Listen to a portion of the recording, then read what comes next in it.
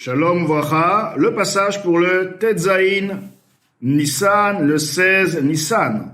Vehine, voici, Av dedchilou chimou, bien que la crainte et l'amour, Emgam kel mitariag mitzvot, sont également partie intégrante des 613 mitzvot. Afal piken, malgré ceci, nikrein gadfin, ils sont appelés les ailes. Liot, étant donné, kitachlit ha'ava, car le but de l'amour, hi ha'avoda me'ava, est pour accéder au service d'Hachem par l'amour.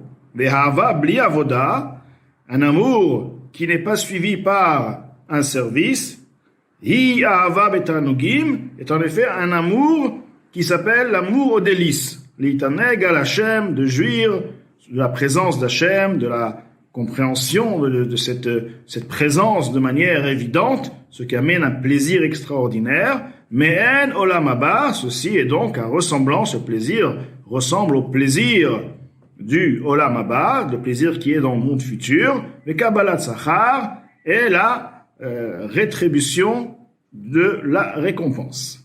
Ve'ayom la sotam, il est écrit aujourd'hui, c'est pour le faire, ktiv, il est écrit. Ou le machar, les kabel sraram. Nos sages apprennent que les machar, c'est pour la récompense. Demain, c'est le moment de la récompense, c'est-à-dire après ce monde-ci, nous accédons au monde de la récompense. Au mish et l'oïgia, les midazo, celui qui n'a pas atteint cette mesure, l'itomen olamaba, d'accéder à cet amour, de goûter un ressemblant du monde futur, ça reste tout de même un ressemblant, car réellement, le sentiment que la neshama éprouve du plaisir dans le monde futur, il n'est pas possible de le ressentir dans un corps. Impossible du tout de le ressentir. Donc ça s'appelle Me'en, un ressemblant de Olam Haba. Donc celui qui n'a pas ce mérite d'accéder à cet amour, car si celui qui a ce mérite, effectivement, cet amour de par lui-même est un but. Mais celui qui n'a pas ce mérite, que Hachem ne lui a pas donné cette révélation-là, seulement, il est dans un stade où il aime Akadosh Baruch Hu. C'est pas du tout la même catégorie d'amour, c'est un amour où il désire Hachem, il ressent Hachem d'une certaine manière, il désire s'attacher à Hachem. Nafsho shokeka utzmea Hachem, son âme est désirante et assoiffée à Hachem. Vekalta elav kol hayom, il est extasié à Hachem, il veut ressentir Hachem. Ve'en omar vetzimono b'mea Torah. Et cette personne, malgré son assoiffement, il ne calme pas sa soif, il ne veut pas abreuver sa soif, si on veut, de par l'eau de la Torah, car la Torah c'est Hachem, Oraita vekut shabrich ukul achad, et de par l'étude de la Torah, il va ressentir Hachem. Chez les fanav, mais la Torah chez les fanav, l'eau de la Torah qui est juste devant lui. Areze kemi shomed banar, vetzoek maim maim. Ceci ressemble à celui qui se trouve dans un fleuve, et il crie de l'eau, il demande de l'eau, il a soif, l'ishtot pour boire. Kmo shekovel alav hanavi, comme le prophète se plaint, donc concernant cette personne, Hoy, kol tzameh lechu lamaim. Pourtant, tous ceux qui ont soif, allez-y à l'eau. Alors quel est le sens de cette phrase, kol tzameh lechu lamaim, celui qui a soif, mais allez-y boire, qu'il est fi pshuto, car le sens simple, d'après le sens simple, eno mouvan. Ceci n'est pas compris. Demi shu tzameh mitave lilmod, celui qui a soif et qui désire apprendre, pshita, shilmod me'atzmo. C'est simple, qui va étudier de par lui-même. Vela malo la navi, litzok alavroy. Et pourquoi le prophète a besoin de crier, de se plaindre concernant cette personne-là, et dire qu'il n'est pas dans le bon chemin? Va apprendre, va étudier, mais c'est évident, une personne qui désire étudier, va étudier. Donc, apparemment, celui-ci n'a pas de sens.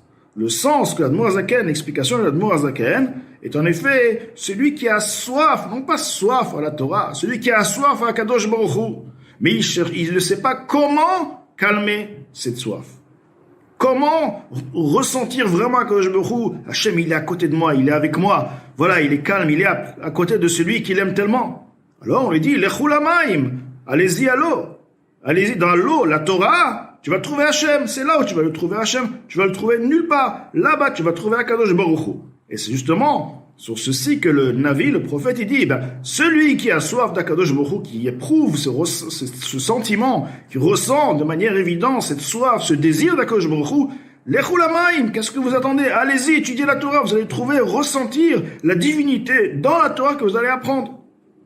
Ou comme il est expliqué longuement, écrit longuement, autre part. Donc, dans ce passage, Admor Azaken nous explique en effet le but de Ahava Ve'ira, c'est de servir Hachem de par Ahava Ve'ira. C'est pour que dans le service, il y ait ce sentiment de Ahava Ve'ira. Que Ahava Ve'ira soit la motivation de la Torah et des mitzvot. C'est pourquoi ils sont qualifiés uniquement par le nom de Gadfin, alors qu'ils font partie des 613 mitzvot, oui, mais ils sont différents des 613 mitzvot dans ce point, car leur but final, le point central, la raison de Ahava Ve'ira, c'est pour servir Hachem dans Ahava Ve'ira, car la Ahava Ve'ira, comme elle est dans les Gan Eden, Ahava Ve'ira, l'amour et la crainte, le plaisir, sentir Hachem et jouir d'Hachem, comme ça c'est pour le Gan Eden. Ici, c'est pour travailler. Donc, s'il y a ici Ahava Ve'ira, c'est pour utiliser cette Ahava Ve'ira, pour servir Hachem de par Ahava Ve'ira. Il y a effectivement une exception, Ahava Betanugim, celui qui a ce plaisir du Gan Eden sur terre. Mais dans ce cas-là, on parle de quelqu'un, des gens exceptionnels qui ont mérité, comme les Avot, les patriarches, etc., qui ont mérité ce sentiment-là. C'est que je leur a donné une certaine forme, un ressenti de récompense dans ce monde-là. Mais là, on parle vraiment des gens vraiment très particuliers, d'un amour qui est complètement d'une autre catégorie.